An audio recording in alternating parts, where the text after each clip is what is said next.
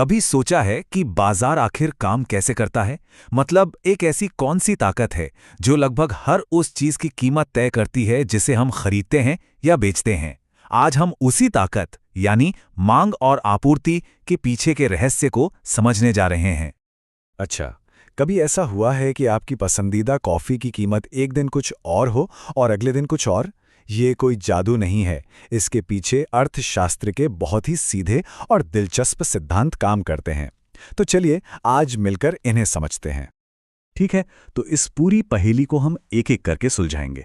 सबसे पहले हम खरीदार के नजरिए से मांग को समझेंगे, फिर हम विक्रेता के पक्ष से आपूर्ति को जानेंगे और आखिर में हम देखेंगे कि जब ये दोनों बाजार में मिलते हैं तो कीमतों का वो जादू कैसे होता है।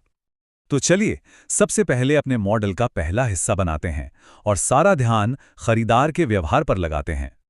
ये अर्थशास्त्र का एक फंडामेंटल रूल है और सच कहूं तो हम सब इसे रोज महसूस करते हैं। जरा सोचिए, जब सेल लगती है और चीजें सस्ती हो जाती हैं तो हम ज्यादा खरीदते हैं ना, और जैसे ही कीमत बढ़ती है हम थोड़ा हाथ खींच लेते हैं। बस यही तो है मांग का नियम। यहाँ इन आंकड़ों में हम इस नियम को बिल्कुल साफ साफ देख सकते हैं। देखिए, जब एक कप कॉफी 50 रुपए की है तो 100 कप की मांग है, लेकिन जैसे ही कीमत गिरकर 20 रुपए पर आती है, मांग सीधे 250 कप तक पहुंच जाती है।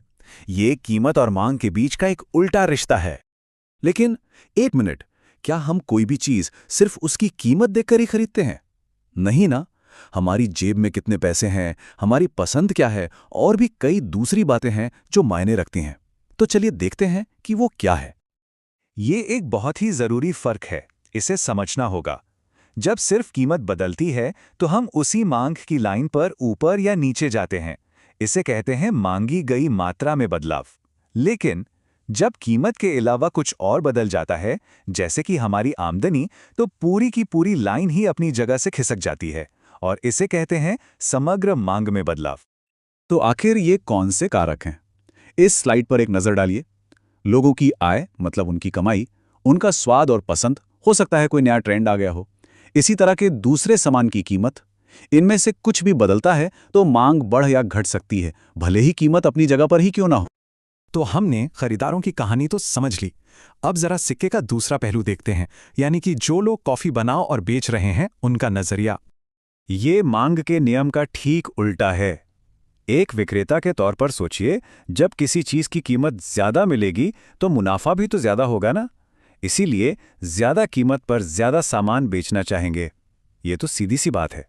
इस टेबल को देखिए, जब कीमत 20 रुपए है तो विक्रेता सिर्फ 100 कप बेचना चाहते हैं, लेकिन जैसे ही कीमत बढ़ के 50 रुपए होती है वो 250 कप बेचने को तैयार हैं, क्योंकि ज्यादा कीमत का मतलब है ज्यादा मुनाफा और ज्यादा मुनाफे का मतलब है ज्यादा आपूर्ति।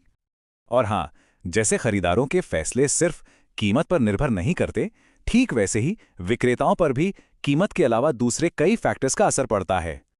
यहां भी बिल्कुल वही लॉजिक काम करता है जो हमने मांग के लिए देखा था। अगर सिर्फ कीमत बदलती है तो हम उसी सप्लाई की लाइन पर आगे पीछे होते हैं। इसे कहते हैं आपूर्ति की गई मात्रा में बदलाव। लेकिन अगर कोई और कारण बदलता है, जैसे कि कॉफी बनाने का खर्चा, तो पूरी सप्लाई लाइन ही बदल जाती है। तो ये कारक क्या हो सकते हैं? बनाने की लागत, जैसे कॉफ़ी बीन्स या कर्मचारियों की सैलरी, कोई नई टेक्नोलॉजी आ जाए जो उत्पादन को सस्ता या तेज़ बना दे, सरकार के टैक्स या सब्सिडी, या फिर बाजार में और भी नए बेचने वाले आ जाएं। ये सभी चीज़ें पूरी की पूरी आपूर्ति को प्रभावित कर सकती हैं। तो चलिए अब हम सबसे महत्वपूर्ण हिस्से पर आते हैं। हमने खरीदार को समझ लिया, विक्रेता को समझ लिया। अब देखते हैं कि जब ये दोनों बाजार में एक साथ आते हैं तो असल में होता क्या है। ये वो जादुई पल है जहां कीमत तय होती है।